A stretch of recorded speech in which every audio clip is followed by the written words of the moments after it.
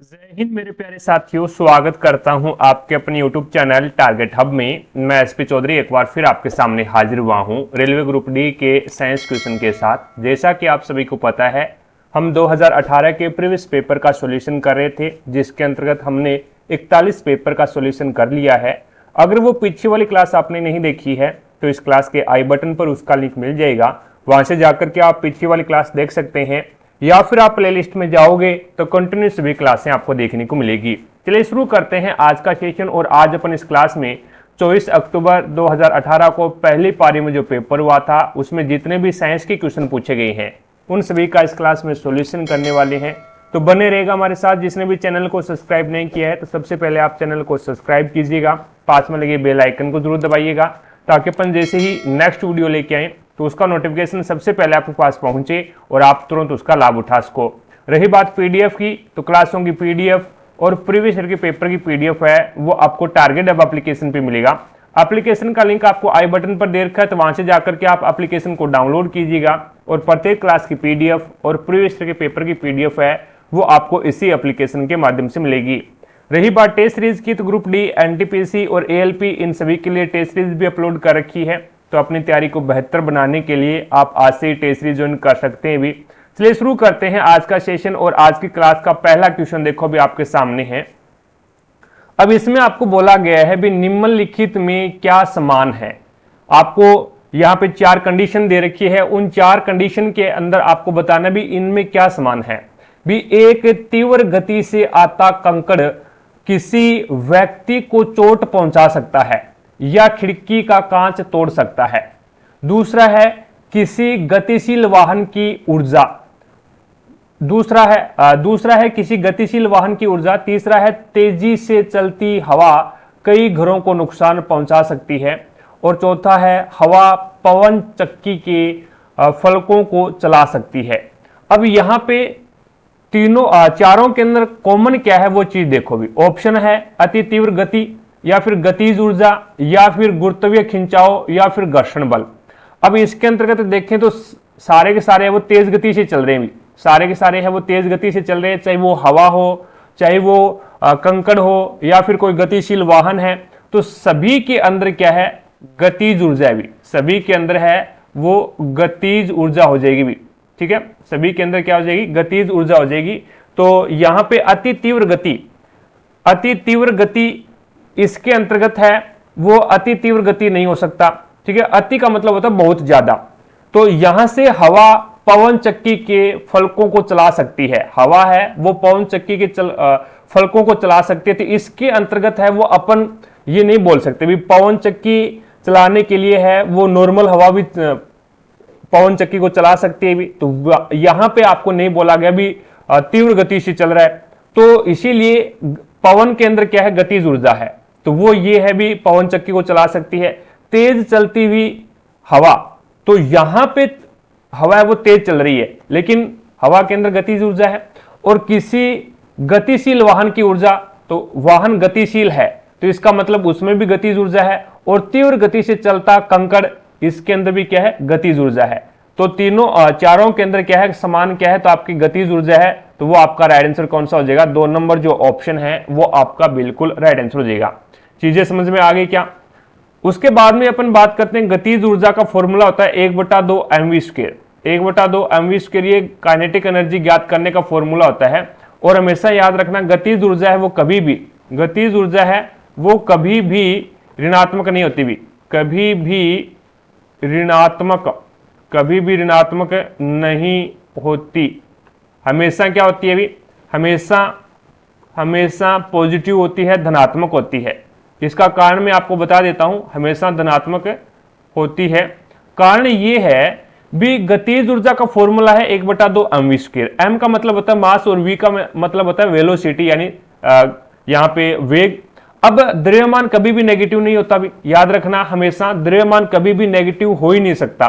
ठीक है, उसके बाद में कोई ना कोई वैल्यू होगी द्रव्यमान की, तो नेगेटिव कभी हो ही नहीं सकता। अब वेलोसिटी है ये कभी भी नेगेटिव हो सकता है, कभी पॉजिटिव हो सकता है। अब अगर वेग है, वेग एक सदिश राशि है, तो इसमें अगर दिशा के विपरीत अगर वेग हुआ तो वहां पे आपका क्या हो जाएगा, वेलोसिटी है वो इसकी नेगेटिव हो जाएगी। तो इसीलिए v स्क्वायर है, अगर ये मान लो भी बाई चांस आपका v है वो नेगेटिव आ गया, भी मान लो 2 आ गया -2, तो इसका आप स्क्वायर करोगे तो ये कितना हो जाएगा, +4 हो जाएगा भी। तो इसी कारण है वो गतिज ऊर्जा वो आपकी कभी भी क्या है, ऋणात्मक नहीं हो सकती, हमेशा क्या होती है, धनात्मक होती है भी।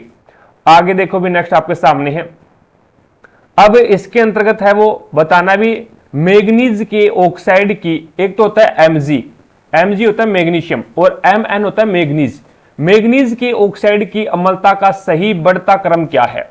अब मैंने जब आपको केमिस्ट्री के नोट्स का रिवीजन करवाया था उसके अंतर्गत मैंने आपको ऑक्सीकरण अंक निकालना बताया था, ऑक्सीकरण अंक निकालना बताया था, ठीक है। और उसमें मैंने यह भी बताया था भी जब ऑक्सीकरण अंक बढ़ता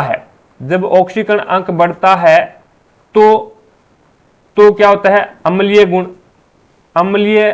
गुण बढ़ेगा, ठीक है। और दूसरी बात याद रखना, जब ऑक्सीकरण अंक है वो घटता है,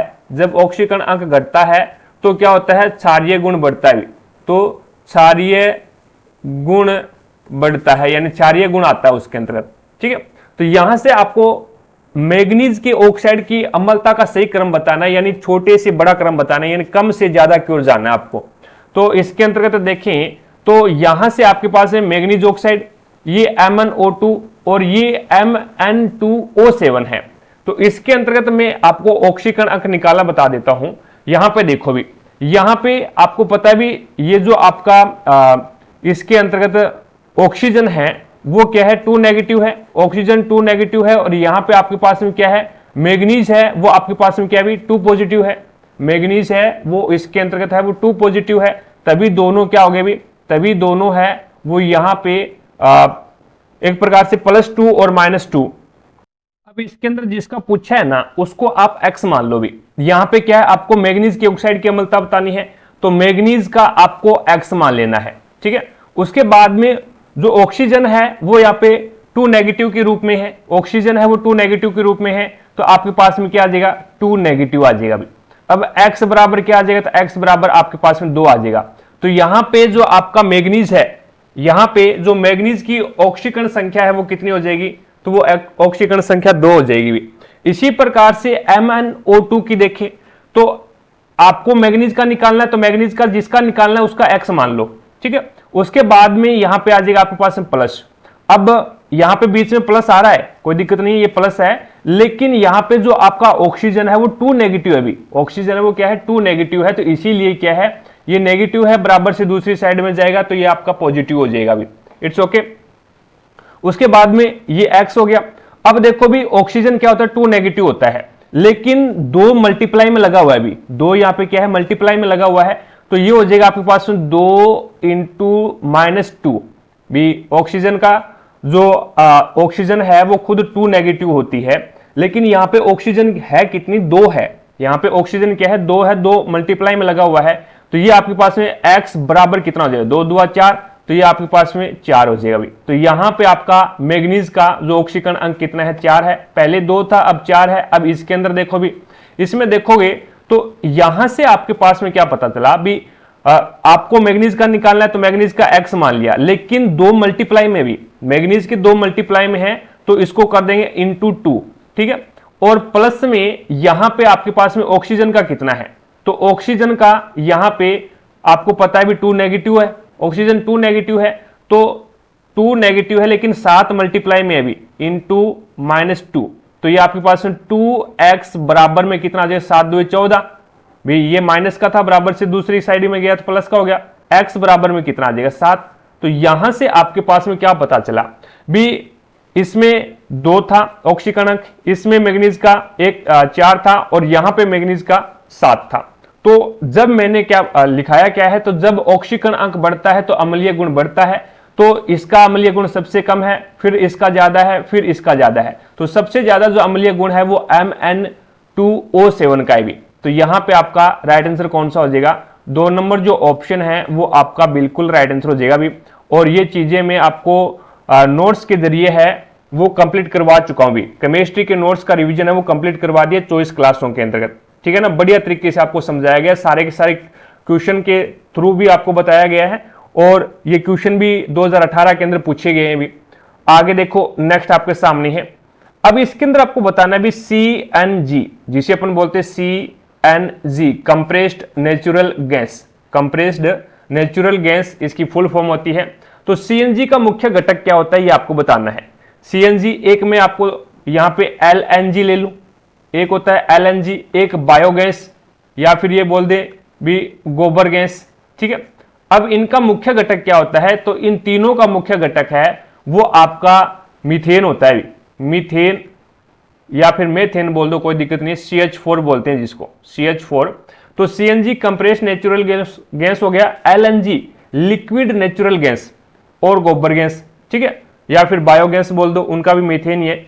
लेकिन आपसे पूछ ले भी LPG का मुख्य घटक क्या होता है। LPG का मुख्य घटक लिक्विड पेट्रोलियम गैस, जो आप रसोई गैस, जो रसोई गैस होती है जिसके LPG के जो सिलेंडर आते हैं, तो LPG का जो मुख्य घटक होता है वो क्या होता है, ब्यूटेन, ब्यूटेन प्लस में प्रोपेन, ब्यूटेन प्लस में प्रोपेन होता है, ठीक है। ये दोनों क्या है, LPG के मुख्य घटक होते हैं लिक्विड पेट्रोलियम गैस के।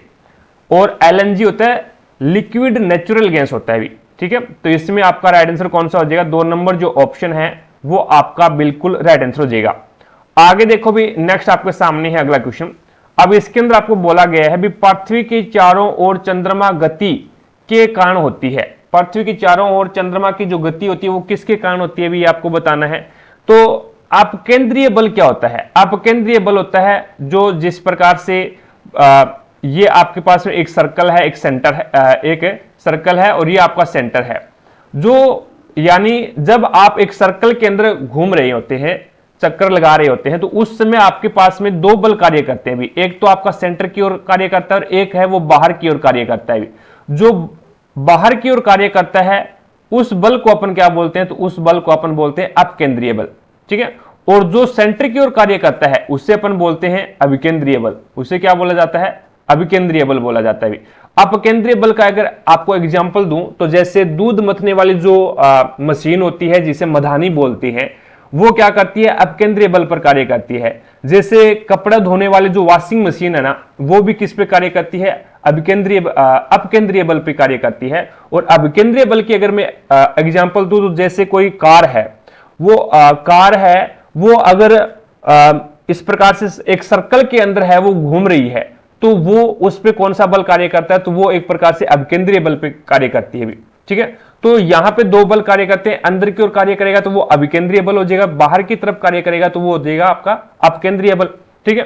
अब नाभिकीय बल है वो आपका परमाणु में लगता है, परमाणु के अंदर है वो नाभिकीय बल लगता है, परमाणु के नाभिक में, परमाणु के नाभिक के अंदर है वो आपको क्या है, प्रोटॉन और न्यूट्रॉन मिलते हैं, प्रोटॉन और न्यूट्रॉन मिलते हैं। तो प्रोटॉन और न्यूट्रॉन के मध्य लगने वाला जो बल है वो आपका नाभिकीय बल होता है।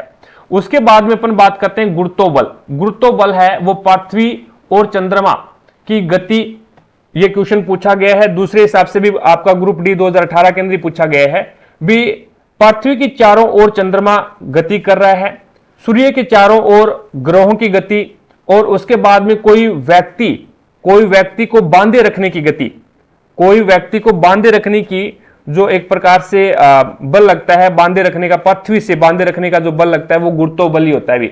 ज्वार भाटा किसके कारण आता है, तो वो गुरुत्वबल के कारण ही आता है भी, ठीक है। तो ये क्वेश्चन, ये एग्जाम्पल पूछे गए हैं तो वो गुरुत्वाकर्षण बल के कारण ही होता है भी। अब गुरुत्वाकर्षण बल है ना, ये जैसे ये मान लो पृथ्वी है अपनी, और ये मान लो भी अपना छोटा सा चंदा मामा है, ठीक है। अब यहां से क्या है भी, इन दोनों के बीच में क्या है, गुरुत्वाकर्षण बल है, दोनों के बीच में गुरुत्वाकर्षण बल है, जिसके कारण है वो एक प्रकार से, अब चंद्रमा है ना, चंद्रमा है वो पृथ्वी को अपनी तरफ खींचता है और पृथ्वी है वो चंद्रमा को अपनी तरफ खींचती है, जिसके कारण ये एक गुरुत्वाकर्षण बल हो गया। अब गुरुत्वाकर्षण बल के कारण है वो चंद्रमा है वो पृथ्वी के चारों ओर है वो चक्कर लगाता है, तो वो आपका राइट आंसर कौन सा हो जाएगा, गुरुत्वाकर्षण बल हो जाएगा। और गुरुत्वाकर्षण बल का अगर मैं यहां पे फॉर्मूला बताऊं आपको, F बराबर क्या हो जाएगा, F बराबर हो जाएगा कैपिटल G, और कैपिटल G उसके बाद में आपके पास into M1 into M2, M1 into M2 upon में आपके पास में क्या आ जाएगा, R² आ जाएगा भी।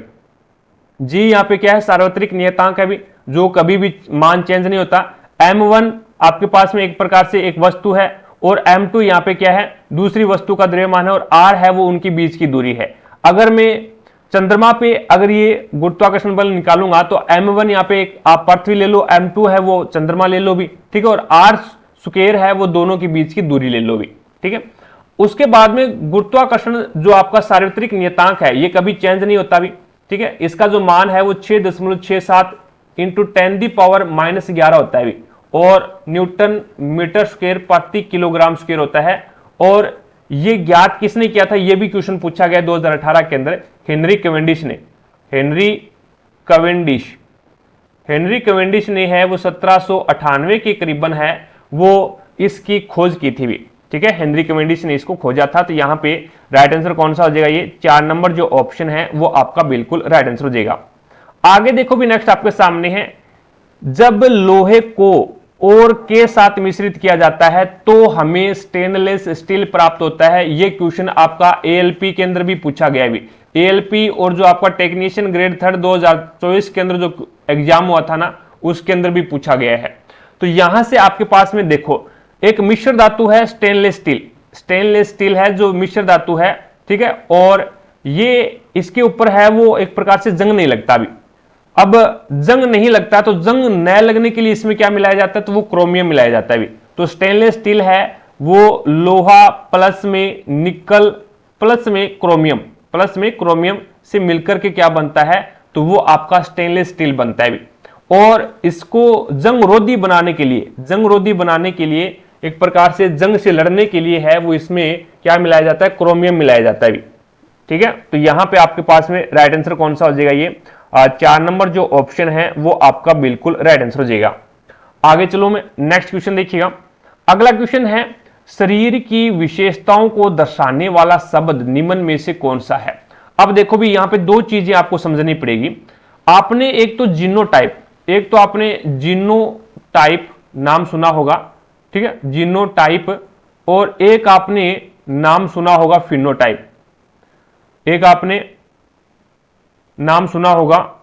फिनोटाइप। ठीक है। अब जीनोटाइप क्या है, फिनोटाइप क्या है, जब मैंने आपको ये बायोलॉजी के अंदर है वो आनुवंशिकता का चैप्टर का रिवीजन करवाया था बायोलॉजी नोट्स से, तो वहां पे मैंने आपको बढ़िया तरीके से बताया था भी। जीनोटाइप के अंतर्गत है वो आप जीन का अध्ययन करते हो, ठीक है, और फिनोटाइप के अंतर्गत है वो आप लक्षणों का अध्ययन करते हो। तो यहां पे आपके पास में क्या होगा, जैसे मैंने आपको बोल दिया अभी एक लड़के को बताना है भी, मैंने 4 लड़के खड़े कर दिए एक जगह और उसमें मैंने आपको बोला भी आप बताओ इन लड़कों में क्या लक्षण समान है, या फिर इन लड़कों के अंदर है वो लंबाई के अंदर कौन सा समान है या नहीं। वो एक प्रकार से शारीरिक विशेषता ही होगी उसकी भी, ये लंबाई में ये 2 समान है, 2 लंबाई के अंदर है वो एक प्रकार से इनकी हाइट कम है, ठीक है, उनका जो एक प्रकार से आकार है वो समान है।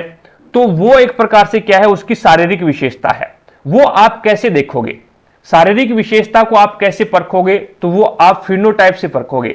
फिनोटाइप का मतलब हो गया भी एक प्रकार से लक्षण, आप उसको देख करके भी, लंबाई है तो उसकी हाइट देख लोगे आप, ठीक है, उसका आकार देखना है तो उसका एक प्रकार से हुलिया देख लोगे कैसा है, तो वो आकार है, वो एक प्रकार से क्या उसकी विशेषता है। तो विशेषताओं के लिए आपको क्या करना पड़ेगा, फिनोटाइप का अध्ययन करना पड़ेगा भी, और फिनोटाइप को ही अपन क्या बोलते हैं, लक्षण प्ररूपी बोलते हैं, ठीक है। उसके बाद में मैंने आपको बोला भी, जैसे आप एक होता है जीनोटाइप के अंतर्गत है वो आपको जीन का अध्ययन करना होता है भी, ठीक है, जीनों का अध्ययन करना होता है। तो वहां पे आपके पास में क्या हो जाएगी, ये एक प्रकार से आप है वो अनुवांशिकी, एक प्रकार से ये बोल सकते हैं भी अनुवांशिकी का अध्ययन करके है वो आप उनका जीन है वो एक प्रकार से पढ़ सकते हैं, तो वो आपका जीनोटाइप हो गया भी। अब यहां पे इसने बोला भी शरीर की विशेषताओं को आपको दर्शाना है, शरीर की विशेषताओं को दर्शाने वाला शब्द कौन सा है, तो वो आपका क्या हो जाएगा, समलक्षणी हो जाएगा भी।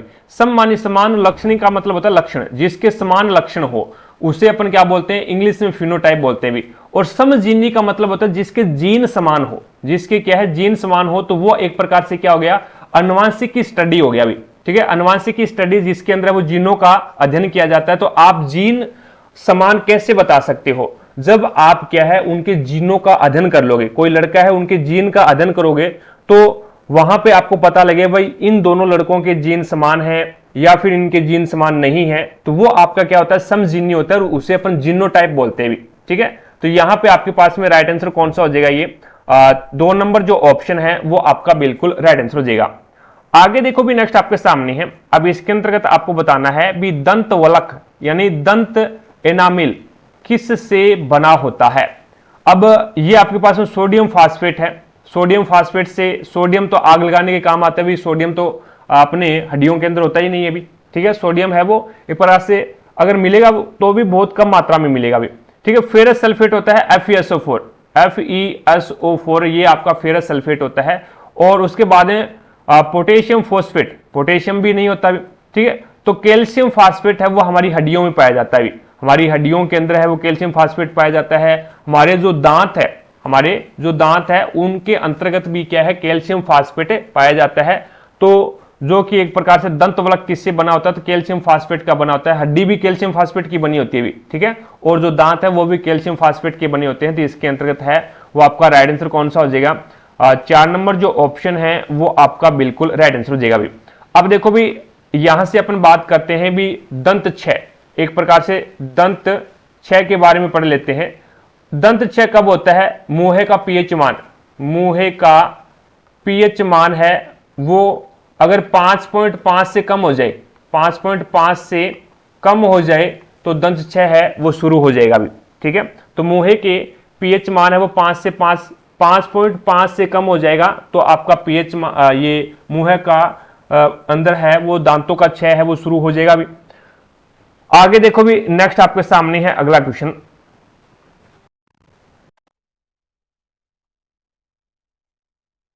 अब आगे वाले में आपको बोला गया है भी फास्फोरस की परमाणुकता कितनी है, फास्फोरस है वो कितने परमाणुओं से मिलकर बना है ये आपको बताना है। देखो भी ये क्वेश्चन बहुत बार पूछा गया है, 2022 में भी पूछा गया है, 2018 में भी बहुत बार आपको मिल जाएगा। ठीक है, और जो आपका ALP और टेक्नीशियन है उसमें भी पूछा जाता है। तो यहां पे एग्जाम्पल, एक छोटा सा एग्जाम्पल अपन समझते हैं ऑक्सीजन का, ऑक्सीजन और ओजोन। ठीक है, ओजोन का फॉर्मूला क्या होता है O3, ऑक्सीजन का फॉर्मूला क्या होता है O2। अब यहां से आपके पास में ऑक्सीजन है वो कितने परमाणुओं से मिलकर बना है, ऑक्सीजन है वो 2 परमाणुओं से मिलकर बना है, यानी ऑक्सीजन के 2 परमाणु मिलकर के ऑक्सीजन का एक अणु यहां पे बना दिया। इसी प्रकार से ओजोन है वो ऑक्सीजन के 3 परमाणुओं से मिलकर के ओजोन का एक अणु बना है, ओजोन का एक अणु बना है। इसी प्रकार से फास्फोरस है वो एक प्रकार से 4 परमाणुओं से मिलकर के फास्फोरस का एक अणु बना है। तो इसीलिए ये क्या होता है भी, चतुपरमाणुक होता है, चतुपरमाणुक होता है। और द्विपरमाणुक है, ये क्वेश्चन बहुत बार पूछा गया है। द्विपरमाणुक है वो आपका हाइड्रोजन हो गया, ठीक है, ऑक्सीजन हो गया, ये क्या है आपके द्विपरमाणुक होते हैं। और बहुपरमाणुक के अंतर्गत है वो आपका सल्फर अपन पढ़ते हैं, सल्फर है वो S8 होता है, सल्फर है वो आपका S8 होता है। तो ये आप बहुपरमाणु के अंतर्गत पढ़ते हो। और एक परमाणु के अंतर्गत है वो आप हीलियम पढ़ते हो, ये क्वेश्चन पूछा गया है हीलियम वाला। हीलियम निम्नलिखित में से है, 2022 के अंदर क्वेश्चन पूछा गया था। तो एक परमाणु है यानी एक ही परमाणु से मिलकर बना है ये। ठीक है, तो आपका यहां पे राइट आंसर होगा 1 नंबर ऑप्शन। आगे देखो भी नेक्स्ट आपके सामने है। अब इसमें पूछा गया भी the process of dialysis is related, यानी जो अपोहन की जो क्रिया है, अपोहन की जो क्रिया है जिसे अपन इंग्लिश में बोलते हैं डायलिसिस, वो किस से संबंधित है। स्टोमक, पेट हो गया, फेफड़े हो गए, लीवर हो गया या फिर किडनी हो गया। तो आपको पता है भी जब प्राकृतिक रूप से रक्त का आयनिक शुद्धिकरण नहीं होता, आयनिक शुद्धिकरण नहीं होता है तो अपन क्या करते हैं भी, आपको ये मैंने बता दिया भी रक्त का आयनिक शुद्धिकरण है वो किडनी में होता है अपना, और रक्त का जो वायवीय शुद्धिकरण है वो अपने फेफड़ों में होता है। ठीक है, अब यहां से रक्त अगर प्राकृतिक रूप से भी, प्रकृति का दिया हुआ सब कुछ है अपने पास में, तो प्राकृतिक रूप से रक्त का जो आयनिक शुद्धिकरण अगर नहीं हो रहा है तो उसके कारण है वो कौन सी प्रक्रिया अपनाई जाती है, तो कृत्रिम रूप से रक्त का शुद्धिकरण करने के लिए, आयनिक शुद्धिकरण करने के लिए अपोहन की क्रिया अपनाई जाती है, अपोहन की क्रिया अपनाई जाती है। तो वो प्रक्रिया आपकी किडनी से रिलेटिव है भी, किडनी यानी आपका एक प्रकार से वृक्क बोल सकते हैं भी।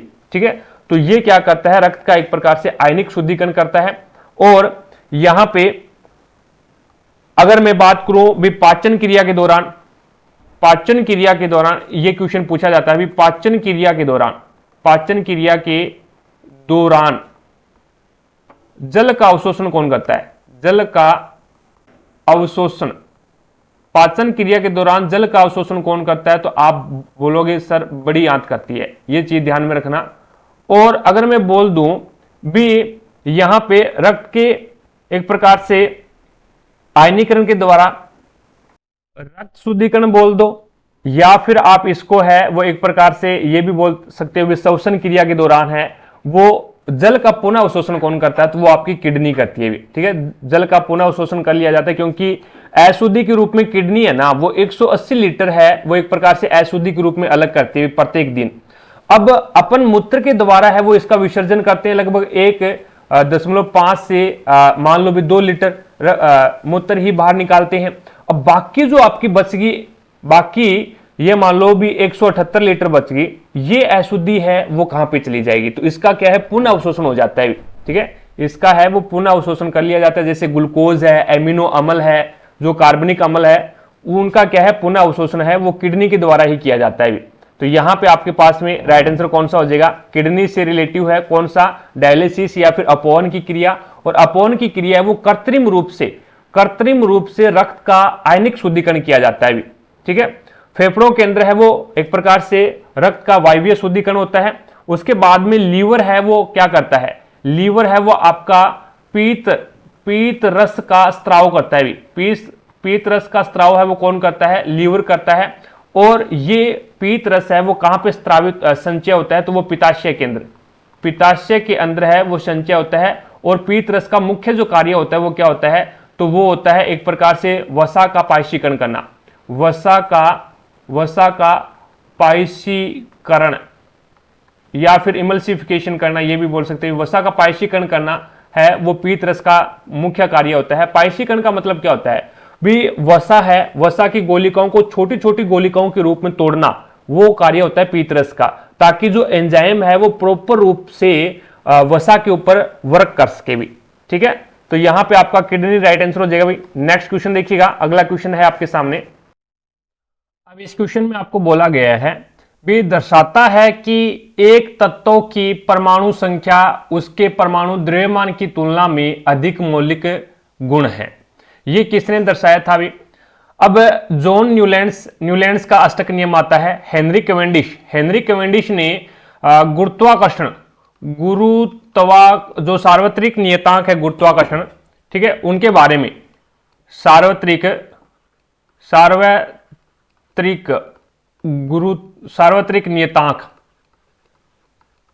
नियतांक को ज्ञात किया था किसने, हेनरी कैवेंडिश ने, लगभग 1798 के अंदर। इसी पेपर के अंदर है वो अपन ज्ञात करके आई हैं ये चीज।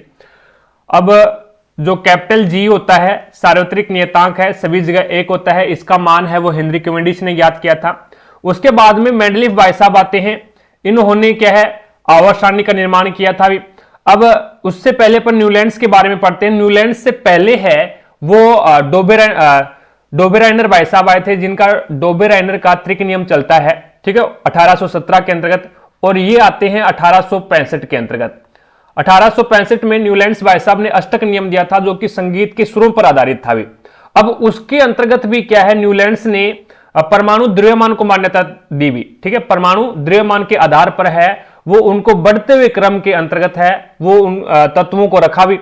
अब यहां से जब क्वेश्चन पूछे जाते हैं भी, न्यूलैंड्स का जो अष्टक नियम आया था उस समय कितने तत्व ज्ञात थे भी, तो आवर्त सारणी के अंदर 56 तत्व ज्ञात थे भी, टोटल 56 तत्व थे। उसके बाद में पहला तत्व कौन सा था, तो पहला तत्व हाइड्रोजन था, और अंतिम तत्व कौन सा था, तो वो थोरियम था भी, ठीक है। और उसके बाद में न्यूलैंड्स का अष्टक नियम है वो कहां तक लागू हो पाया, तो वो कैल्शियम तक लागू हो पाया। और 2 ट्रिपलेट दिए थे भी न्यूलैंड्स ने, क्या दिया भी, पहला तो लिथियम और सोडियम और पोटेशियम, ठीक है। उसके बाद में प्रत्येक के बीच में 8-8 का गैप है भी, और बेरिलियम, मैग्नीशियम और आता है कैल्शियम, तो ये कैल्शियम तक ही उनका नियम है वो लागू हो पाया।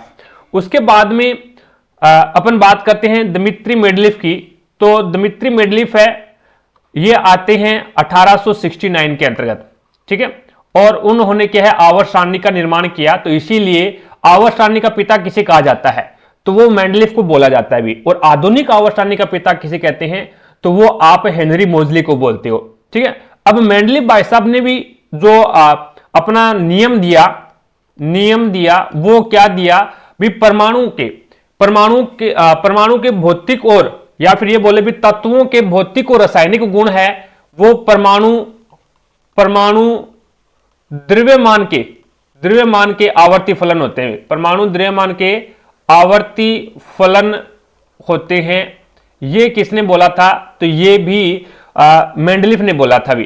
तत्वों के भौतिक और रासायनिक गुण है वो परमाणु द्रव्यमान के आवर्ती फलन होते हैं, ये मेंडलीफ ने बोला था। उसके बाद में मेंडलीफ ने जब आवर्त सारणी पे कार्य करना शुरू किया, उस समय है वो 63 तत्व ज्ञात थे भी। और मेंडलीफ की आवर्त सारणी के अंदर ये क्वेश्चन पूछा गया है, मेंडलीफ की आवर्त सारणी के अंदर 7 तो आवर्त थे भी, 7 तो आवर्त, व 9 है वो समूह है या फिर ये बोल सकते हैं ग्रुप थे भी, ठीक है। उसके बाद में मेंडलीफ ने अपने आवर्त सारणी का प्रकाशन कब करवाया, ये क्वेश्चन 2022 के अंदर पूछा गया और 2018 के अंदर पूछा गया, 1872 में करवाया था भी, इट्स ओके।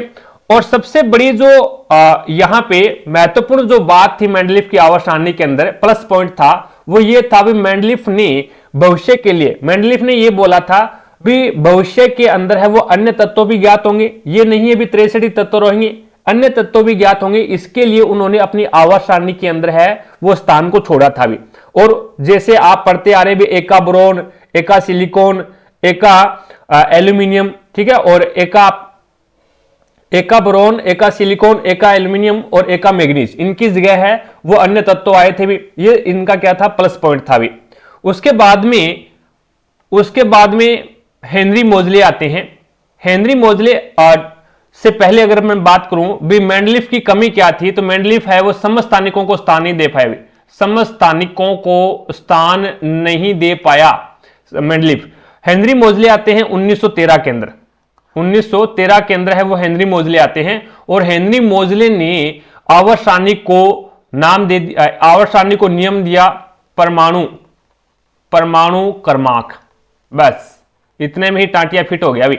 परमाणु क्रमांक के आधार पर अगर आपसे पूछ ले भी आधुनिक आवर्त सारणी वो किस नियम पर आधारित है, तो तत्वों के भौतिक और रासायनिक गुण है वो उनके आवर्ती यानी तत्वों के भौतिक और रासायनिक गुण है वो परमाणु संख्या के या फिर परमाणु क्रमांक के आवर्ती फलन होते हैं भी। और उससे पहले क्या चलता था, परमाणु द्रव्यमान चल रहा था भी, ठीक है। तो ये बात हेनरी मोजले ने बताई थी भी, और इसीलिए हेनरी मोजले को क्या बोला जाता है, आधुनिक आवर्त सारणी का पिता कहा जाता है। तो इसके अंतर्गत है वो आपका राइट आंसर होगा 4 नंबर ऑप्शन। आगे देखो भी, नेक्स्ट आपके सामने है। अब इसने बोला है भी एक भीड़ भाड़ वाली सड़क पर एक बस की गति का एक उदाहरण है। आपको पता है भी भीड़ वाली गली के अंदर है, भीड़ वाली सड़क के ऊपर है वो बस की गति कैसी हो सकती है।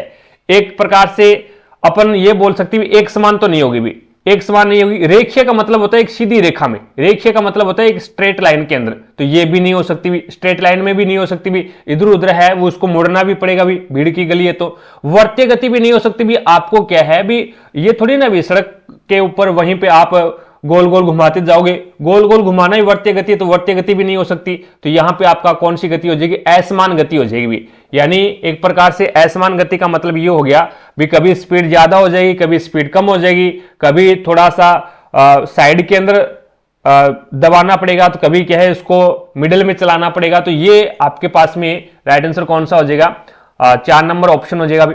आगे देखो भी नेक्स्ट, अब इसके अंदर आपको बोला गया है भी आप किस जगत में सभी जीवों को रखेंगे जो कोशिका भित्ति के साथ बहुकोशिकीय सुकेंद्रिकी है। सुकेंद्रिकी का मतलब क्या होता है? सु मानी अच्छा और केंद्रिक का मतलब हो गया भी जो आपका एक प्रकार से केंद्रक है वो अच्छा विकसित हो या फिर केंद्रक है वो पूर्ण रूप से विकसित हो, वो आपका हो गया सुकेंद्रिकी। बहुकोशिकी का मतलब होता है बहुकोशिका। अब देखो भी एनिमेलिया है, एनिमेलिया के अंदर वो जीव जंतु आते भी, जीव जंतु और अपन भी किस में आते हैं? एनिमेलिया में आते हैं। जीव जंतु जिसके एनिमेलिया में आते हैं और अपन भी क्या आते हैं? जीव जंतु यानी एनिमेलिया वर्ग के अंतर्गत ही आते हैं भी, ठीक है। अब एनिमेलिया है, ये क्या है? ये आपका बहुकोशिकी है, बहुकोशिकी है, बिल्कुल सही बात है, कोई दिक्कत नहीं है। एनिमेलिया बहुकोशिकी है और इसके अंदर जो केंद्रक है वो भी सुविकसित है भी, ठीक है। पूर्ण आपको केंद्रक मिलेगा, इसके अंदर सुविकसित केंद्रक मिलेगा। लेकिन एनिमेलिया में कोशिका भित्ति है वो नहीं होती भी, एनिमेलिया के अंदर है वो कोशिका भित्ति नहीं होती भी। हमारे अंदर कोशिका भित्ति नहीं है, हमारे अंदर तो कोशिका झिल्ली है भी, कोशिका भित्ति पाई जाती है पेड़ पौधों में। तो प्लांटी वर्ग है ना, प्लांटी वर्ग, ये आपका क्या है? प्लांटी वर्ग के अंतर्गत है वो पादप को रखा गया है। तो इसके अंतर्गत है वो आपको सेल वॉल भी मिलेगी, सेल वॉल भी मिल जाएगी, कोई दिक्कत नहीं है। और उसके बाद में आपको बहुकोशिका भी मिल जाएगी भी, बहुकोशिकीय, और क्या मिल जाएगा? विकसित केंद्रक भी मिल जाएगा, सुविकसित केंद्रक भी मिल जाएगा। उसके बाद में मुनेरा है, मुनेरा है वो आपका एक प्रकार से क्या होता है भी? मुनेरा एक कोशिकीय होता है भी, मुनेरा एक कोशिकीय और कैसी कोशिका होती है? ये आपकी प्रोकैरियोटिक कोशिका होती है भी,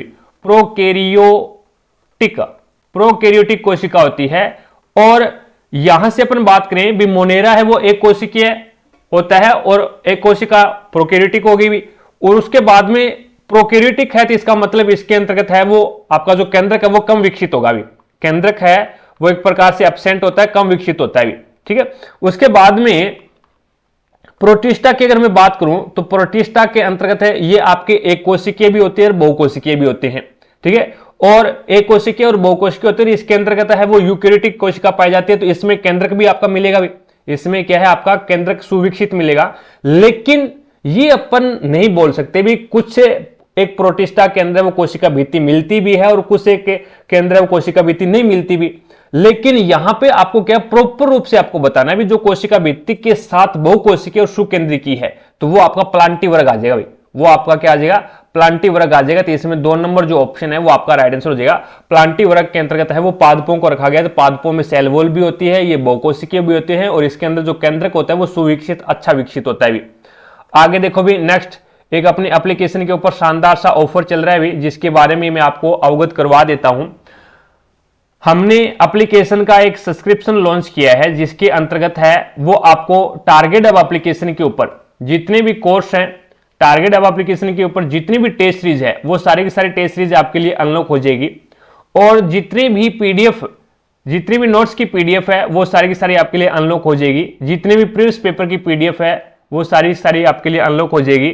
और जितनी भी यूट्यूब पे जो क्लासें लग रही है उन सभी की पीडीएफ है वो आपके लिए अनलॉक हो जाएगी। और ये मात्र और मात्र आपको 99 रुपीज के अंदर है वो एप्लीकेशन का सब्सक्रिप्शन दिया जा रहा है, जिसके अंतर्गत है वो आपको वैलिडिटी 12 महीने की रहेगी। 12 महीने की वैलिडिटी के साथ में आपको ये एप्लीकेशन का सब्सक्रिप्शन दिया जा रहा है, जिसके अंतर्गत टारगेट अब एप्लीकेशन के ऊपर जितने भी कोर्स हैं वो सारे के सारे कोर्स आपके लिए अनलॉक हो जाएंगे भी। ज्यादा जानकारी के लिए आप है वो कांटेक्ट कर सकते हैं 9887693449 पे आप व्हाट्सएप करके पूछ सकते हैं भी, ठीक है। चलते हैं नेक्स्ट क्वेश्चन के ऊपर।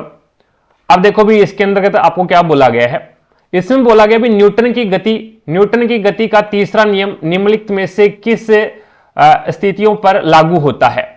न्यूटन की गति के तीसरे नियम, थर्ड लॉ है, उसको अपन क्या बोलते हैं? क्रिया प्रतिक्रिया का नियम बोलते हैं भी। इसे अपन क्या बोलते हैं? क्रिया प्रतिक्रिया। क्रिया प्रतिक्रिया का नियम है वो 2 निकायों पर लागू होता है भी, 2 निकायों पर लागू होगा, ठीक है। क्रिया प्रतिक्रिया का जो नियम है वो 2 निकायों पर लागू होता है और वो विपरीत होता है भी, विपरीत लागू होता है। और एक प्रकार से समान लागू होता है भी। ठीक है, अब यहां पे अपन बात करते हैं भी जब कोई व्यक्ति नाव से नदी के किनारे कूदता है तो नाव पीछे की ओर हट जाती है। बिल्कुल सही बात है भी। यहां पे आपने क्या किया भी, किनारे पर कूदने के लिए बल लगाया, तो एक तो वो आपके ऊपर बल लगा भी, आप किनारे पे चले गए। दूसरा है वो जब आप कूद रहे थे उस समय है वो नाव के ऊपर भी बल लगा भी, तो वो नाव है वो पीछे की ओर हट गई। जैसे आप गोली चला रहे हो रिवॉल्वर से, तो आपने गोली चलाई, गोली चलाते ही क्या है भी, गोली तो आगे की ओर जाएगी, तो बल लगा गोली के ऊपर, गोली आगे की ओर चली गई। और वापस बल लगेगा किस पे, रिवॉल्वर पे, तो रिवॉल्वर है वो पीछे की ओर आएगा भी। तो वो क्या है आपका क्रिया प्रतिक्रिया का नियम है भी। ठीक है, दोनों यानी दो निकायों के ऊपर बल लगता है और दोनों क्या है विपरीत होते हैं भी। दोनों बल क्या होते हैं, एक दूसरे के विपरीत होते हैं और बराबर होते हैं भी। ठीक है, अब जैसे आप बोलोगे सर बराबर होते हैं तो गोली तो इतनी स्पीड में गई है और रिवॉल्वर भी कम स्पीड में वापस आया है, तो वहां पे द्रव्यमान भी मेजर करता है भी। गोली का द्रव्यमान कितना है, रिवॉल्वर का द्रव्यमान कितना है, तो वो भी डिपेंड करता है। ठीक है, तो इसके अंदर है वो जो आपका पहला नियम है, ये जो पहला जो ऑप्शन है वो बिल्कुल सही है।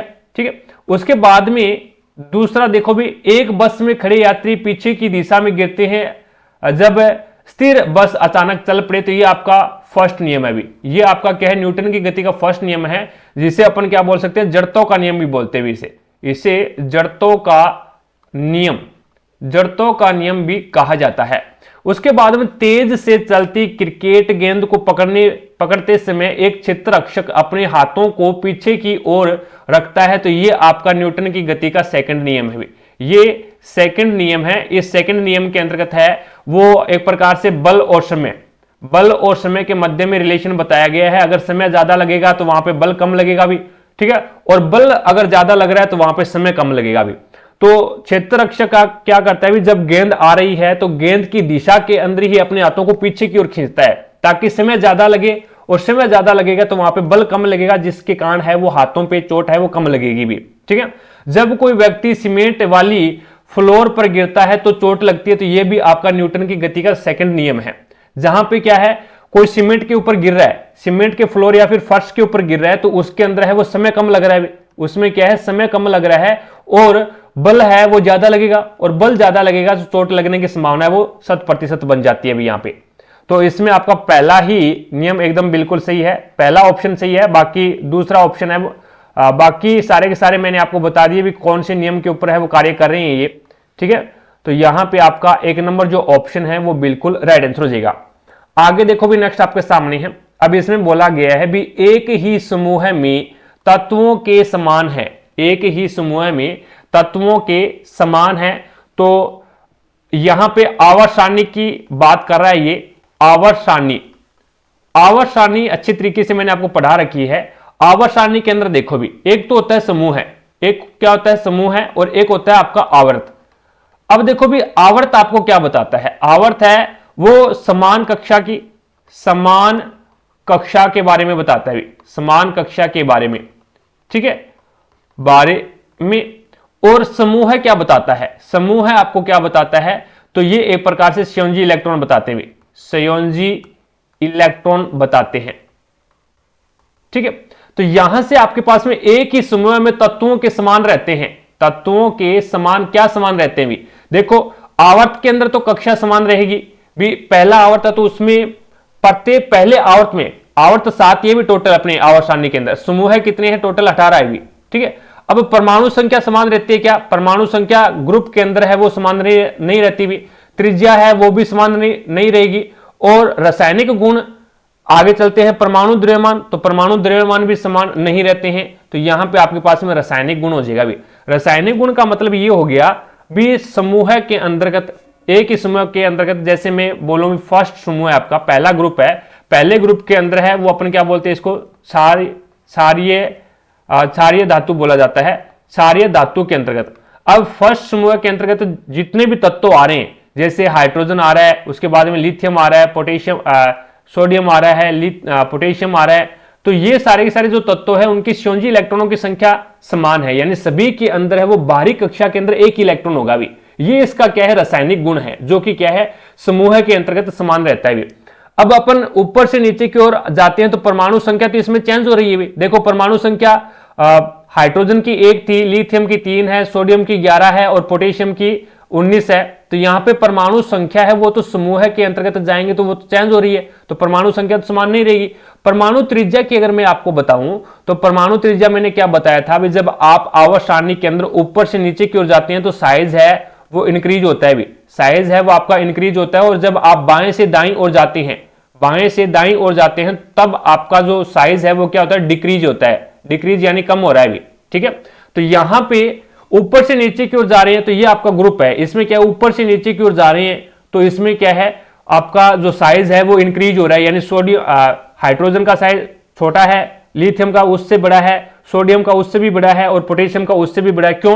क्योंकि इसमें कक्षाओं की संख्या जुड़ रही है भी। यहां पे देखो भी एक कक्षा है, लिथियम में फिर 2 कक्षाएं आ गई, सोडियम में 3 कक्षाएं आ गई, पोटेशियम में 4 कक्षाएं आ गई, तो कक्षाओं की संख्या बढ़ रही है तो इसका मतलब है भी आपकी परमाणु त्रिज्या है वो बढ़ रही है भी। तो यहां पे ये भी सही नहीं है। उसके बाद में परमाणु द्रव्यमान, परमाणु द्रव्यमान क्या होता है? परमाणु द्रव्यमान होता है प्रोटॉन प्लस में न्यूट्रॉन, प्रोटॉन प्लस में न्यूट्रॉन का जो मान है वो आपका क्या होता है, द्रव्यमान संख्या होती है, वो आपका द्रव्यमान संख्या के बराबर होता है। तो देखो इसके अंतर्गत है वो, पहली बात तो ये भी परमाणु संख्या चेंज हो रही है, तो जितनी परमाणु संख्या होती है उतनी ही प्रोटॉनों की संख्या होती है। परमाणु संख्या इक्वल होती है प्रोटॉनों की संख्या की। अगर हाइड्रोजन का परमाणु क्रमांक 1 है तो इसमें 1 प्रोटॉन है, लिथियम का परमाणु क्रमांक 3 है तो इसका मतलब इसमें 3 प्रोटॉन है, सोडियम का परमाणु क्रमांक 11 है तो इसमें 11 प्रोटॉन है। तो इसका मतलब क्या हो गया भी, आपकी परमाणु संख्या जो परमाणु द्रव्यमान है वो भी चेंज होता है भी, क्योंकि हाइड्रोजन का परमाणु द्रव्यमान 1 होता है, लिथियम का परमाणु द्रव्यमान है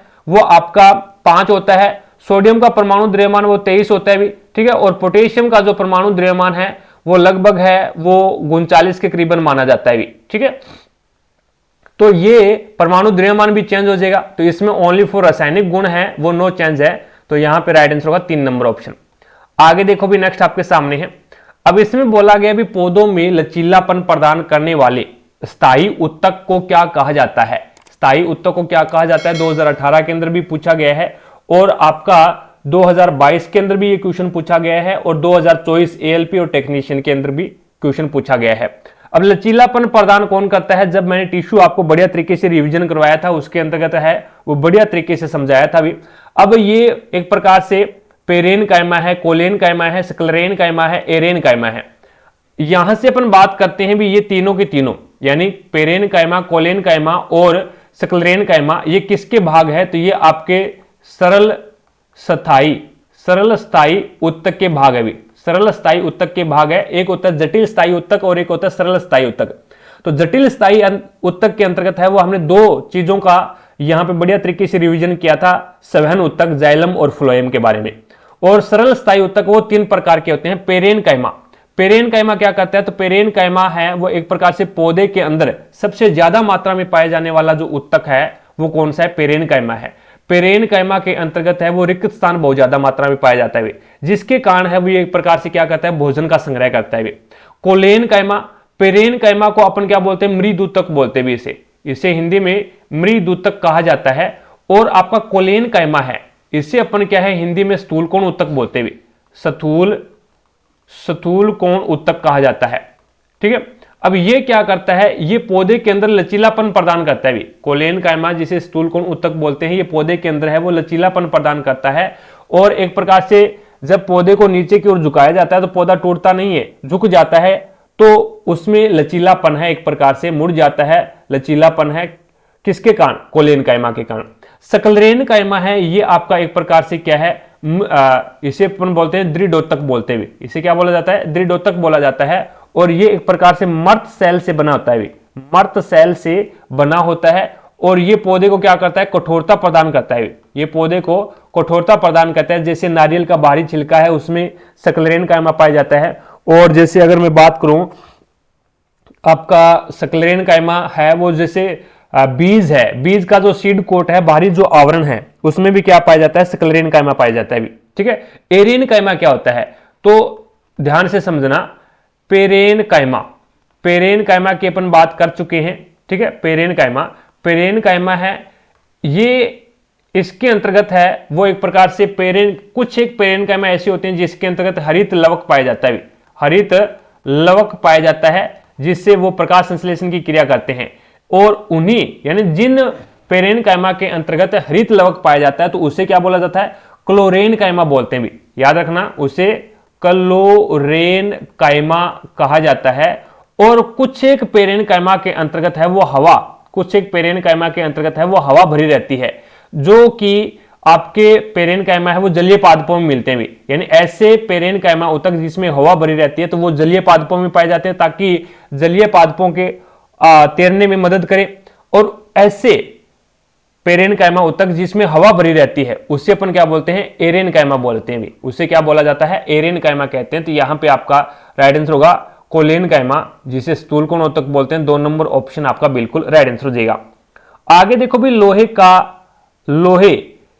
जंग का रंग कैसा होता है, लोहे जंग का रंग कैसा होता है। एक आपको यह भी पूछा गया है भी लोहे जंग का फॉर्मूला क्या है, यह क्वेश्चन भी पूछा गया है। तो देखो भी ये होता है फेरिक ऑक्साइड, फेरिक ऑक्साइड होता है Fe2O3, Fe2O3 फेरिक ऑक्साइड का फॉर्मूला। एक होता है फेरस सल्फेट और एक होता है फेरिक, जिसे अपन बोलते हैं Fe2O3 और डॉट XH2O, XH2O का मतलब हो गया भी जल के अणु कितने भी हो काम चलेगा। तो Fe2O3 यानी यहां पे जो आपका लोहा है वो फेरिक यानी +3 की फॉर्म में है अभी, ठीक है, लोहा है वो +3 की फॉर्म में है। और अपन लिखते हैं भी FeSO4, ये होता है फेरस सल्फेट, यहां पे लोहा +2 की फॉर्म में है भी। तो कैसा रंग हो जाएगा, रंग हो जाएगा आपका लाल भूरे रंग का हो जाएगा भी, लाल और भूरा रंग, 2 नंबर ऑप्शन आपका बिल्कुल राइट आंसर हो जाएगा। और जंग का जो फॉर्मूला होता है वो होता है Fe2O3 डॉट XH2 हो जाएगा भी। उसके बाद में आगे चलते हैं, नेक्स्ट देखिएगा। अगला क्वेश्चन है, जब प्रयुक्त बल की दिशा और वस्तु के गतिशील होने की दिशा एक दूसरे के लंबवत हो तो क्या होगा। यानी जब बल की दिशा और वस्तु के गतिशील होने की दिशा है वो एक दूसरे के लंबवत हो, मैंने बल लगाया इस दिशा में और यहां पे विस्थापन हुआ वो इस दिशा में हुआ, दोनों के मध्य में कोण क्या है, 90 डिग्री का है, ठीक है। तो यहां से आप क्या समझे, यहां से आप समझे भी जो आपका बल है, जो आपका कार्य है, जो आपका कार्य है वो एक प्रकार से क्या होता है, विस्थापन और आपका विस्थापन बल व विस्थापन का डॉट प्रोडक्ट है भी, बल और विस्थापन का क्या है, डॉट प्रोडक्ट है, जिसे अपन W बराबर F डॉट D लिखते हैं भी। और जैसे ही डॉट प्रोडक्ट हटाएंगे तो यहां पे आ जाएगा W बराबर क्या आ जाएगा, FD cos theta, FD cos theta. cos theta क्या है, तो बल और विस्थापन के मध्य, बल और विस्थापन के बीच में बनने वाला एंगल है भी। अब cos 90 डिग्री, cos 90 डिग्री का मान तो 0 होता है, तो यहां पे जो आपका किया गया जो कार्य है वो क्या हो जाएगा, शून्य हो जाएगा। किया गया कार्य है वो शून्य हो जाएगा, क्योंकि cos थीटा का मान 0 हो गया तो इस पूरी समीकरण का मान 0 हो जाएगा, तो कोई भी कार्य नहीं होगा, कोई भी कार्य नहीं हुआ है। तो इसका मतलब आपका राइट आंसर कौन सा हो जाएगा, 1 नंबर ऑप्शन हो जाएगा भी। आगे देखो भी, नेक्स्ट आपके सामने है, अब इसके अंदर आपको बोला गया है भी को उभयलिंगी फूल के रूप में जाना जाता है। उभयलिंगी फूल के रूप में किसको जाना जाता है ये आपको बताना है। उभयलिंगी फूल का मतलब क्या होता है, उभयलिंगी फूल का मतलब होता है भी जिसके अंतर्गत है वो एक प्रकार से मेल, जिसके अंतर्गत ये बोल सकते हैं भी नर जनन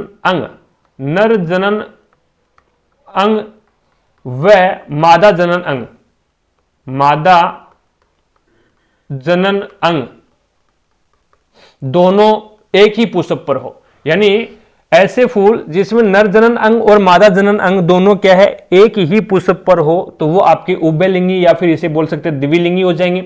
और आपकी एनसीईआरटी के अंतर्गत है वो ऐसे दो फूलों की चर्चा की गई है, तो सरसों का फूल, सरसों का, वह एक आपका कौन सा हो जाएगा, एक आपका गुड़हल हो जाएगा, गुड़हल, ठीक है। तो सरसों और गुड़हल है ये क्या कहते हैं, द्विलिंगी पुष्प होते हैं भी। और उसके बाद में तरबूज और पपीता, इन दोनों की चर्चा की गई है एक लिंगी में, एक लिंगी, ये एक लिंगी होते हैं। यानी जिस पुष्प में ओनली फॉर या तो नर जनन अंग हो या फिर मादा जनन अंग मिले तो वो आपके क्या होते हैं, एक लिंगी होते हैं। तो इसमें तरबूज, पपीता और आपका खीरा है वो क्या है, एक लिंगी है। तो यहां पे आपका राइट आंसर क्या हो जाएगा, सरसों हो जाएगा, जो कि क्या है, द्विलिंगी, या फिर इसे अपन बोल सकते हैं उभयलिंगी बोल सकते हैं भी, सरसों और गुड़हल। आगे देखो भी नेक्स्ट आपके सामने है। अब इसमें बोला गया भी गुरुत्वाकर्षण बल वस्तुओं के बीच मौजूद होता है, परंतु इसे तब तक महसूस नहीं किया जा सकता जब तक कि वस्तुओं का द्रव्यमान बहुत अधिक जैसे कि ग्रहों में नहीं होता। देखो भी आपको पता है भी गुरुत्वाकर्षण बल है वो प्रत्येक चीज पे, प्रत्येक वस्तु पे लगता है भी, ठीक है, चाहे उसका द्रव्यमान कुछ भी हो, चाहे उसका द्रव्यमान है वो कुछ भी हो, द्रव्यमान कुछ भी हो, लेकिन प्रत्येक वस्तु के ऊपर है वो एक प्रकार से गुरुत्वाकर्षण बल लगता है। अब इस गुरुत्वाकर्षण बल को अपन महसूस नहीं कर सकते भी, छोटी जो द्रव्यमान होता है, कम द्रव्यमान वाली जो वस्तुएं होती है उनको, उनका जो गुरुत्वाकर्षण बल तो उस पर भी लगता है, लेकिन फिर भी अपन है वो महसूस नहीं कर सकते। क्यों नहीं कर सकते, क्योंकि उनका जो द्रव्यमान है वो क्या है, बहुत कम है भी, और द्रव्यमान कम होने के कारण है वो एक प्रकार से उनको अपन गुरुत्वाकर्षण महसूस नहीं कर सकते। जैसे आपके पास में ये मान लो भी कोई बाल्टी है, ठीक है, वो पानी के अंदर है, तब आप उसको ऊपर की ओर खींच रहे हैं तो आपको ये थोड़ा सा महसूस बहुत ही कम होगा भी, आपकी बाल्टी है वो एक प्रकार से भारी हो जाएगी भी, ठीक है। और जैसे ही बाल्टी है वो कुएं से बाहर आएगी तो गुरुत्वाकर्षण बल है वो बहुत ज्यादा मात्रा में लगेगा, क्योंकि बाल्टी के अंदर वो पानी है, पानी है तो आपको क्या है, ज्यादा जोर आएगा, ठीक है। तो ये प्रोसेस होती है, जब तक द्रव्यमान है वो एक प्रकार से कम है तो उसका गुरुत्वाकर्षण है वो महसूस नहीं किया जाता है, लेकिन जब द्रव्यमान ज्यादा होता है तो गुरुत्वाकर्षण है वो महसूस किया जाता है। तो गुरुत्वाकर्षण बल है वो प्रत्येक और हर एक वस्तु के बीच होता है, प्रत्येक और हर एक वस्तु के बीच होता है। तो यहाँ पे आपका राइट आंसर कौन सा हो जाएगा, 3 नंबर ऑप्शन हो जाएगा भी। आगे देखो भी नेक्स्ट आपके सामने है, निम्नलिखित में से कौन सी ऊर्जा गति के साथ बढ़ती है। तो आप गति के साथ में कौन सी ऊर्जा बढ़ा सकते हैं भी, हमारे शरीर के अंदर कौन सी ऊर्जा है, तो हमारे शरीर के अंदर वो रासायनिक ऊर्जा है भी, हमारे शरीर के अंदर वो रासायनिक ऊर्जा है। और प्रकाश संश्लेषण की क्रिया में क्या होता है, प्रकाश संश्लेषण की क्रिया के अंदर है वो सौर ऊर्जा को, क्लोरोफिल है वो सौर ऊर्जा को रासायनिक ऊर्जा के अंतर्गत है वो चेंज करता है भी। विद्युत ऊर्जा है ये अपनी, आप जानते हैं विद्युत ऊर्जा के बारे में।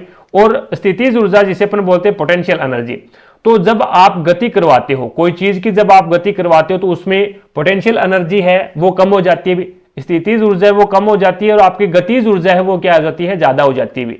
गतिज ऊर्जा का जो फॉर्मूला होता है वो होता है काइनेटिक एनर्जी बराबर क्या होता है, 1/2 mv² होता है mv²।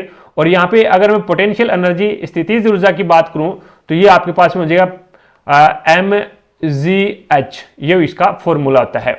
तो यहां पे आपके पास में राइट आंसर होगा 1 नंबर ऑप्शन। आगे देखो भी नेक्स्ट आपके सामने है, अब इसके अंतर्गत है वो आपको बोला गया है भी विद्युत बल्ब के एक फिलामेंट द्वारा 9 मिनट में 0.75 एम्पियर धारा ली जाती है। धारा के माध्यम से प्रवाहित होने वाले विद्युत आवेश की मात्रा कितनी है ये आपको बताना है। तो यहां पे आपको क्या है, आवेश की मात्रा ज्ञात करनी है भी, आवेश की मात्रा ज्ञात करनी है। आपको टाइम दे रखा है, आपको एम्पियर धारा दे रखी है, तो आपको पता है भी क्यू बराबर क्या होता है, IT होता है भी, क्यू बराबर IT, क्यू कुलाम होता है, I धारा होती है, T समय होता है भी। तो इसके अंदर मान रख दो, तो क्यू बराबर में आपके पास में कितना हो जाएगा, 75/100, 75/100 इंटू 9 मिनट है। अब इसको क्या करना है, सेकंड में कन्वर्ट करना है भी, यहाँ पे समय का जो मात्रक होता है वो सेकंड होता है, तो ये आ जाएगा आपके पास 9 × 60। अब इसको काट दो 25 से, 25 × 75 और 25 × 100। अब 4 से काट दो, 4 एकम 4 और ये आ जाएगा 15 × 60 और 15 नहीं 135, 135 × 3, 3 × 5 = 15, 3 × 3 9 और 1 10, 3 एकम 3 और 1 4। तो आपके पास में कितनी आवेश की मात्रा कितनी आ जाएगी, तो ये आपके पास में 405 आ जाएगी। राइट आंसर कौन सा हो जाएगा, पहला ही ऑप्शन आपका बिल्कुल राइट आंसर हो जाएगा। चीजें समझे क्या, इस तरीके से क्वेश्चनों को सोल्व आउट करना है भी। आगे चलता हूं मैं, नेक्स्ट देखिएगा अगला क्वेश्चन। अब इसके अंतर्गत है वो आपको दे रखा है भी, निम्नलिखित में से कौन सा कथन है वो सत्य है, कौन सा कथन सत्य है या फिर कौन सा कथन है वो असत्य है, ये आपको बताना है। यहां पे देखो भी आपको ए दे रखा है भी, निम्नलिखित प्रत्यवर्ती अभिक्रिया का एक एग्जांपल है, बिल्कुल सही है। प्रत्यवर्ती अभिक्रिया का मतलब ये हो गया नाइट्रोजन और हाइड्रोजन मिलकर के अमोनिया का निर्माण कर दिया, और जब आप अमोनिया को तोड़ोगे तो ये क्या नाइट्रोजन और हाइड्रोजन के अंदर है वो डिवाइड हो जाएगी भी। तो ये बात तो बिल्कुल सही बात है भी, इसे ही अपन क्या बोलते हैं, प्रतिवर्ती क्रिया बोलते हैं। भी नाइट्रोजन और हाइड्रोजन को मिलाकर के आपने अमोनिया बना दिया, और जब आप अमोनिया का अपघटन करते हैं तो वो नाइट्रोजन और हाइड्रोजन के अंदर ही टूट रहा है। तो इसका मतलब ये कौन सी अभिक्रिया जो दोनों दिशाओं में चलती है, तो उसे अपन प्रतिवर्ती अभिक्रिया भी बोलते हैं। उत्क्रमणीय अभिक्रिया प्रतिवर्ती अभिक्रिया हो जाएगी। उसके बाद में दूसरा देखो भी, दूसरा आपके पास में निम्नलिखित ऊष्मीय अपघटन का उदाहरण बताइए। निम्नलिखित में से ऊष्मीय अपघटन का उदाहरण बताइए। तो ऊष्मीय अपघटन का मतलब होता है भी आपने ताप दिया, आप किसी एक प्रकार से ऊष्मीय अपघटन है वो वियोजन अभिक्रिया का प्रकार है। भी ये वियोजन अभिक्रिया का प्रकार है। और इसमें क्या बोला जाता है, तो इसमें बोला जाता है भी जब आप है वो किसी एकल तत्वों को ऊष्मा देकर के दो या दो से अधिक टुकड़ों के अंदर वो डिवाइड करवाते हैं, तो वहां पे आपकी ऊष्मीय अपघटन अभिक्रिया हो जाती है। तो कैल्शियम कार्बोनेट है, ये सॉलिड अवस्था के अंदर, इसको मैंने हीट दी तो ये कैल्शियम ऑक्साइड प्लस में CO2 के अंदर कन्वर्ट हो गया। तो ये बात भी बिल्कुल सही है भी, ठीक है। तो इसमें दोनों के दोनों सही है, तो इसमें करेक्शन कर लो भी, ओनली बी सत्य नहीं होगा, यहाँ पे पहला ऑप्शन सही हो जाएगा भी, इसमें पहला ऑप्शन सही हो जाएगा, दूसरा गलत है भी इसके अंदर, ठीक है। बी सत्य नहीं होगा, केवल ए और बी दोनों होंगे भी। आगे देखो भी, नेक्स्ट आपके सामने है, निम्न में से किसमें अवतल दर्पण का प्रयोग नहीं होता। अवतल दर्पण का प्रयोग है वो किसमें नहीं होता, ये आपको बताना है। तो यहां पे देखते हैं, तो सौर भट्टी के अंदर है वो अवतल दर्पण का प्रयोग किया जाता है। सौर भट्टी होती है, उसमें अवतल दर्पण का प्रयोग किया जाता है ताकि सूर्य से आने वाली जो किरणें हैं उसको एक प्रकार से क्या कर सके, एक बिंदु के ऊपर है वो केंद्रित कर सके भी, ठीक है। उसके बाद में जो सर्च लाइट होती है, जो टॉर्च लाइट होती है, और गाड़ी की जो हेडलाइट है, इन सभी के अंतर्गत है वो कौन सी आपका अवतल दर्पण पाया जाता है। इनके अंतर्गत है वो आपका अवतल दर्पण पाया जाता है। सौर भट्टी है, सर्च लाइट है, गाड़ी की हेडलाइट है, ठीक है। इन सभी के अंतर्गत, जैसे दांतों का जो डॉक्टर है वो किसका यूज करता है, तो वो अवतल दर्पण का ही यूज करता है। तो इन सभी के अंतर्गत है वो आपका अवतल दर्पण का प्रयोग होता है। और पश्चातदर्शी दर्पण का मतलब हो गया भी पीछे देखने वाला, जो गाड़ियों के अंदर है वो साइड ग्लास लगा होता है, उसके अंतर्गत है वो उत्तल दर्पण यूज होता है। उत्तल दर्पण का यूज होता है। तो इसमें आपका राइट आंसर कौन सा हो जाएगा, ये 2 नंबर ऑप्शन है वो आपका बिल्कुल राइट आंसर हो जाएगा। अब ये क्वेश्चन देखो भी, इस क्वेश्चन के अंतर्गत आपको बोला गया है भी एक अवतल दर्पण सूर्य से आने वाली सूर्य के सामने इस तरह से रखा गया है कि सूर्य की किरणों को अभिसरण दर्पण के मुख्य एक्स पर 5 सेंटीमीटर दूर एक बिंदु पर होता है। अब यदि 3 सेंटीमीटर लंबी एक मोमबत्ती को दर्पण के मुख्य एक्स पर 10 सेंटीमीटर की दूरी पर रखी जाती है, तो मोमबत्ती का प्रतिबिंब कहां बनेगा, यह आपको बताना है। देखो भी, यहां से अपन बात करते हैं भी, इसने बोला भी एक सूर्य है, ये अपना सूर्य है, ठीक है। इस सूर्य के सामने है वो हमने क्या कर दिया भी, अपना अवतल दर्पण रख दिया इस प्रकार से। अब ये क्या है, इसका मुख्य एक्स है, और इसने बोला भी सूर्य से जो आने वाली किरणें हैं वो क्या कर रहा है, ये अभिसरित कर रहा है। अभिसरित का मतलब एक बिंदु पर, और कौन से पे, तो ये 5 सेंटीमीटर दूर है भी, ये क्या है 5 सेंटीमीटर दूर है। तो इसका मतलब ये हो गया भी जब कोई किरणें अनंत से आ रही है तो उसका कहां पे फोकस बनेगा, तो उसका फोकस बनेगा मुख्य फोकस के ऊपर, जो कि आपको कितना दे रखा है, 5 सेंटीमीटर दे रखा है। तो मुख्य एक्स पर 5 सेंटीमीटर बिंदु के ऊपर होता है। यानी ये कंडीशन होती है अवतल दर्पण की, जब वस्तु को अनंत पर रखा गया है। तो सूर्य तो अनंत है, सूर्य है वो अनंत पे है, तो वहां से जो किरणें आ रही है तो उसको क्या कर रहा है, ये एक बिंदु के ऊपर अभिसरित करेगा भी, अनंत से आने वाली किरणों को एक बिंदु पर अभिसरित करेगा, जिसे अपन क्या बोलते हैं, फोकस बोलते हैं। और उनकी बीच की दूरी को, ध्रुव और फोकस के बीच की दूरी को, ध्रुव और फोकस के बीच की दूरी को अपन क्या बोलते हैं, फोकस दूरी बोलते हैं। अब ये 5 है, तो इसकी मतलब क्या हो, वक्रता त्रिज्या इसकी दुगुनी होती है। फोकस दूरी की दुगुनी है वो वक्रता त्रिज्या होती है। तो आपके पास में वक्रता त्रिज्या कितनी आ जाएगी, 2r, वक्रता त्रिज्या वो 2f। तो r बराबर में आपके पास में कितना आ जाएगा, तो r का जो मान है वो आपके पास में 10 आ गया। अब आपको पता है भी इसने क्या बोला, भी 3 सेंटीमीटर लंबी एक मोमबत्ती दर्पण के सामने 10 सेंटीमीटर के ऊपर रखी गई है। तो इसका मतलब है भी वक्रता केंद्र के ऊपर है वो वस्तु को रखा गया है।